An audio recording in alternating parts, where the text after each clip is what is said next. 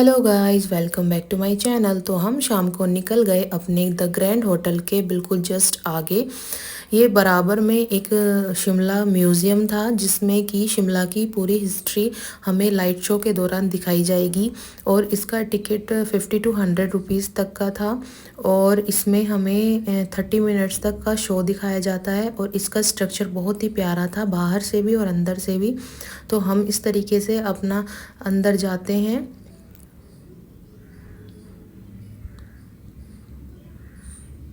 देखिए कितना प्यारा स्ट्रक्चर है। अंदर जाते ही हमें एक सीट दे दी जाती है जहाँ पे आप अपना नाइट शो, अपना लाइट वाला शो देख सकते हैं। तो इसे आप अच्छे से देखिए और इसकी हिस्ट्री को समझिए और एंजॉय करिए।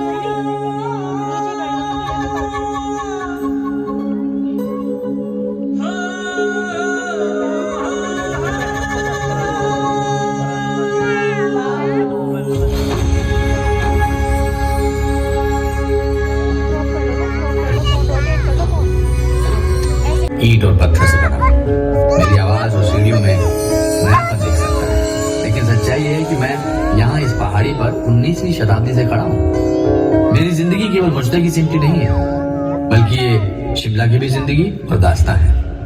मेरा नाम बेंचनी है। ये ऐतिहासिक महल मैं ही हूँ। मिकामो और रोकियो के लिए एक रिसोर्ट है। मसियो जैकमोंट, एक बॉटनिस्ट होकर भी आप कितना अच्छा मजाक करते हैं।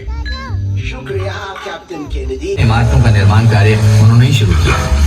एक झील के ऊपर उन्होंने एक वाटर टैंक और पुल बनवाया जहां आज भी उनका नाम लिखा हुआ है। 2 वर्ष बाद 1830 में पटियाला और करताल के शासकों से यहाँ की मुक्त ऐसा लगता है ये जमीन मेरे आगमन के लिए ही तैयार की जा रही थी। वर्ष 1831 तक इस जगह पर 60 घर थे। इस जगह को अलग अलग नामों से जाना जाता है, शिमला, शिमला और शिमला। हो सकता है कि ये नाम पटिया से पाटे गए और छोटे मंदिर शिमलिया या स्थानीय देवी शमला देवी के नाम पर ही, लेकिन ये चीज इतिहास के पन्नों पर कहीं खो गई है और इस बात को हम निश्चित तौर पर शायद कभी नहीं जान पाएंगे। मुझसे ठीक नीचे उतरने वाली सड़क पर कालीबाड़ी मंदिर, मुख्य प्रतिमा काले रंग के संगमरमर की बनी है जिसके पीछे शिला रूप में 2 मूर्तियां। ऐसा माना जाता है कि ये प्रतिमाएं अपने मूल रूप में जो जाकू पहाड़ी पर स्थित मंदिर की है। कुछ रोम की तरह शिमला में भी 7-8 पहाड़ियां हैं। पश्चिम में प्रॉस्पेक्ट हिल है जिस पर कामना देवी का मंदिर है। पश्चिम में समर हिल है और पॉटर्स हिल भी है। फिर ऑब्जर्वेटरी हिल है जिसके ऊपर पुराना वाइसरेगल लॉज है। ये कौन है? इससे सटे ही इनवरम हिल है जहाँ स्टेट म्यूजियम है। तो जाकू पहाड़ी है जिसके बारे में मैंने अभी आपको बताया। इलियम हिल है तो इसी का विस्तार है। इस पर ऑकलैंड हाउस स्कूल वाले इमारतें हैं। और अंत में ये पहाड़ी है, जैसा कि आप अनुमान लगा सकते हैं इसे बेंटनी हिल कहा जाता है। लेकिन शिमला में अलग अलग धर्मों के कई पवित्र स्थान हैं जो एक दूसरे के आसपास ही। क्राइस्ट चर्च शिमला का सबसे पुराना चर्च है और ये रिज पर है। यह आसमान में शहर के हस्ताक्षर जैसा लगता है।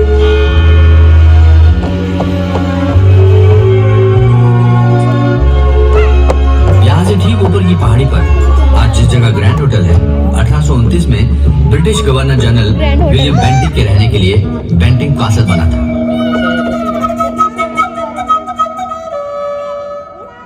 बेंचनी यानी कि मैं जहां हम बैठे हैं थोड़ा नीचे था और इसका नाम भी माननीय के नाम पर ही था। 1880 के दशक में सिरमौर राज्य के राजा शमशेर प्रकाश ने शिमला में कई जमीनें खरीदी। यहाँ ये बता देना जरूरी है कि सिरमौर शिमला के ठीक पूर्व में स्थित है और यहाँ गोरखों के साथ कई भीषण लड़ाइयां लड़ी गई। फिर उन्हीं जमीनों में से एक कैप्टन गॉर्डन का भी कॉटेज था। राजा शमशेर प्रकाश के सुपुत्र और राज्य के वारिस राजा सुरेंद्र मित्र प्रकाश ने अपनी निगरानी यहाँ एक आलीशान महल बनवाया। इसके लिए राजा ने मिस्टर टी.ई.जी. कूपर की सहायता ली और 20वीं शताब्दी की शुरुआत के साथ शिमला के सुंदर किरदार का मैं भी हिस्सा बन गया। अब मुझे करीब से देखिए, मैं पूरी दरिया दिली के साथ बना। मेरे सामने का हिस्सा वास्तुशिल्प कला का अनूठा नमूना है। मेरी बेल बूटेदार सजावटें और तराशे गए दीवार गिर देखने में एल्प्स की इमारत जैसे लगते हैं। मेरी छत पर बुर्ज बने हुए हैं और बरामदे के ऊपर पगोड़ा है जिसमें सरदोजी का काम किया गया है। मेरी गिनती शिमला की प्रसिद्ध इमारतों में होती है। किसी ने मुझे सिरमौरी ब्रॉक शैली का अद्भुत रूप बताते हुए मेरी और मुझे बनाने वालों की उत्तम प्रशंसा भी की। साल दर साल बीतते चले गए और मेरी उम्र बढ़ती गई। मेरे किरदार में कई पहलू जुड़े। दोनों विश्व युद्धों के दौरान सिरमौर के राजाओं ने अंग्रेजी सरकार के सैनिकों के लिए मेरे उपयोग के लिए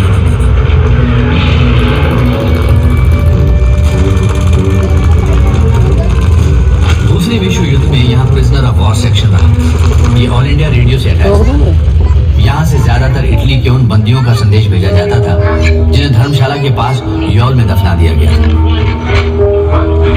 आजादी के ठीक बाद मशहूर अखबार द ट्रिब्यून जो लाहौर में था यहाँ से छपना शुरू हो गया और इसके चंडीगढ़ शिफ्ट होने तक यही चलता रहा।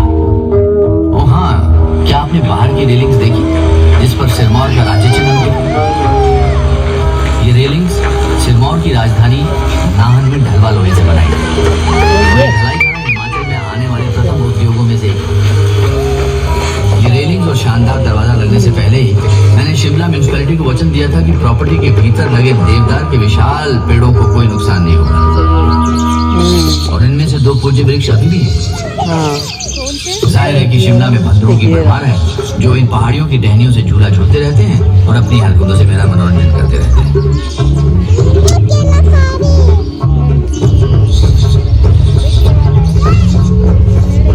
की आजादी के ठीक पहले मुझे दरभंगा महाराजा के हाथों सौंप दिया गया। 1957-58 में दरभंगा के महाराजा सर कामेश्वर सिंह ने पंजाब सरकार को एक प्रॉपर्टी किराए पर दी। शुरू में पंजाब सरकार की कई विंग्स और बाद में हिमाचल की पुलिस कई वर्षों तक यहाँ रही। शिमला इतना भव्य था कि हिल स्टेशंस की क्वीन कहलाता था। मेरे सामने वाली सड़क के उस पार टेलीफोन एक्सचेंज है और टेलीग्राफ ऑफिस है। ये दुनिया के पहले ऑटोमेटिक टेलीफोन एक्सचेंज में से एक था। फांसी में YWCA है और इस जगह पर कभी मौसम विज्ञान का कार्यालय था।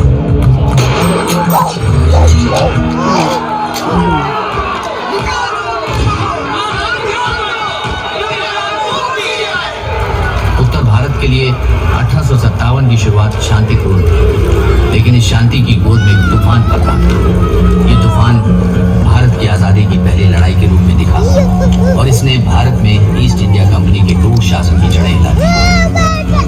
सेवकों ने अभी बाजार में सुना है कि शिमला के पास के जचोक कंटोनमेंट के लोगों ने भी विद्रोह कर दिया है। बकवास, वो कभी भी नमक हरामी नहीं करेगा। वो हमारे खिलाफ खड़े नहीं होगा। शिमला बैंक यहाँ से थोड़ी दूरी पर ही है, जहाँ आज ग्रैंड होटल है। अधिकांश यूरोपियंस वहाँ इकट्ठा हो गए। हालांकि भारत में अंग्रेजों के अन्याय और अत्याचार के खिलाफ इस विस्फोटक क्रांति का प्रभाव शिमला के अधिकांश हिस्सों में ना के बराबर था, लेकिन बाकी देश में इसकी आग भड़क चुकी थी। इसके भयंकर परिणाम देखने को मिले और पूरे के पूरे गांव में आग लगा दी। शक्तिशाली और लुटेरी ईस्ट इंडिया कंपनी का अस्तित्व समाप्त हो गया और सारे अधिकार व शक्तियां ब्रिटानिया। 1864 में सर जॉन लॉरेंस के वाइसरॉय बनने के बाद शिमला शहर आधिकारिक रूप से भारत की ग्रीष्मकालीन राजधानी बन गया। हालांकि इसे समर कैपिटल का नाम तो दिया गया, लेकिन वर्ष के अधिकांश समय सरकारी कामकाज यहीं से होता था और फिर जाड़े के महीनों में शिमला से कोसों दूर कलकत्ता चला जाता था और उसके बाद नई दिल्ली। ये गांव शक्ति का केंद्र बन गया। वायसराय के शिमला के थंडर क्लाउड हाउस से धरती पर मनुष्य की आबादी के 5वें हिस्से पर शासन चला करता था। क्या कोई लड़ाई चल रही है बाबा? इतने सारे लोग हाथियों और घोड़ों पर बड़े-बड़े बक्से लादकर कहाँ ले जा रहे हैं? वो बस भारत सरकार की फाइल्स और पेपर्स कलकत्ता से शिमला और शिमला से कलकत्ता ले जा रहे हैं। क्या तुम्हें पता है कि जब भारत सरकार कोई फैसला लेना नहीं चाहती तो वो क्या करती है? क्या करती है बाबा? फाइल पर एक टिप्पणी कर दी जाती है। कलकत्ता में चर्चा करें या शिमला में चर्चा करें और इस तरह वर्षों बीत जाते हैं और तब तक उस अधिकारी के रिटायर होने या वापस इंग्लैंड जाने का समय हो जाता है।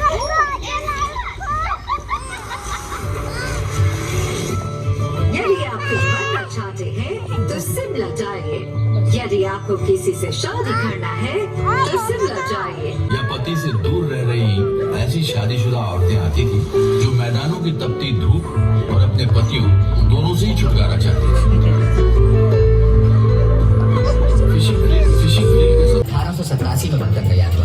इस इमारत में गेटी थिएटर क्लब के अलावा अन्य संस्थाएं भी थीं। इस थिएटर में अनगिनत जानी मानी हस्तियों ने अपने कार्यक्रम प्रस्तुत किए और यहाँ से कई कलाकार अपने करियर में ऊंचाइयां छू चुके हैं। वाइसराय लॉर्ड लिटिल ने वॉलपोल नामक नाटक लिखा।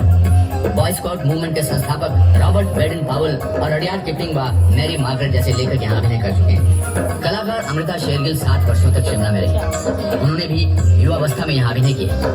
ऐसा माना जाता है कि गायक के.एल. सहगल ने अपना पहला सार्वजनिक कार्यक्रम गेयटी में ही प्रस्तुत किया। कैंडल्स, पृथ्वीराज कपूर, अनुपम खेर और कई अन्य नाम इस महान थिएटर से जुड़े हैं। ये ताकतवर लोगों का ही योगदान नहीं था। कालका शिमला रेलवे लाइन बनाने में हजारों की संख्या में मजदूरों ने काम किया।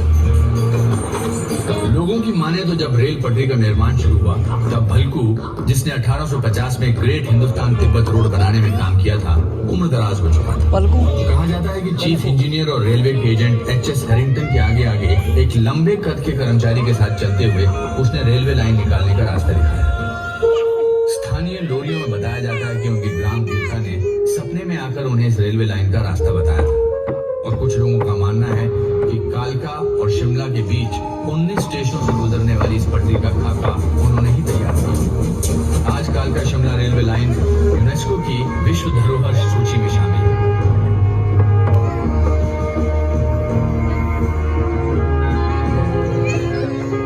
ये बहुत अच्छा बात है कि रेलवे लाइन बिछ गया है, लेकिन हमारा सामने काफी चिंताजनक स्थितियां हैं। ब्रिटिश राज को ठीक हाथी की तरह नहीं चलाया जा सकता। की अगुवाई में भारत का स्वतंत्रता संघर्ष शुरू हुआ।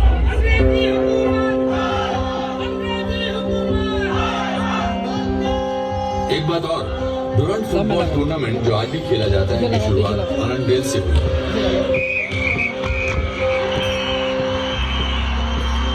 ब्रिटिश भारत और अफगानिस्तान को बांटने वाली डुरंट लाइन खींचने का निर्णय यही शिमला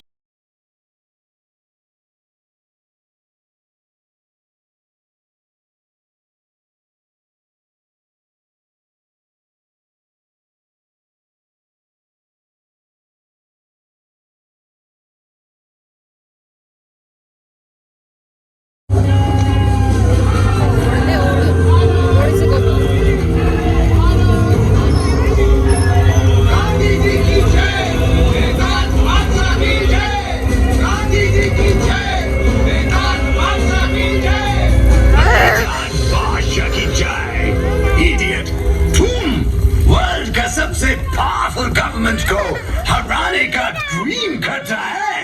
वंदे मातरम।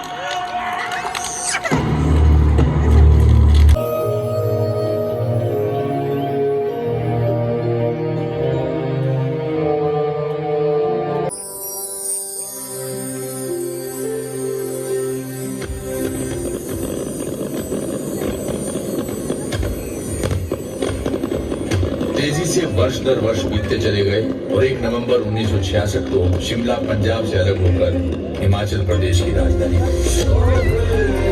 फिर 1972 में बांसकोट में भारत और पाकिस्तान के बीच शिमला समझौते पर हस्ताक्षर हुआ। बांसकोट ही आज का राजभवन है। विस यूनिटा फोर्टियर यानी एकता में बल। पहले के सिरमौर रियासत का यही ध्येय वाक्य था, जिनका राज्य चिन्ह इस आलीशान इमारत की रेलिंग्स पर अंकित है। और शिमला या शिमला, इस बारे में क्या कहें? आप किसी भी नाम से इस जगह को पुकार सकते हैं। कुछ ही ऐसे देश होंगे जहाँ के किसी अकेले शहर का इतिहास शिमला जैसा समृद्ध हो।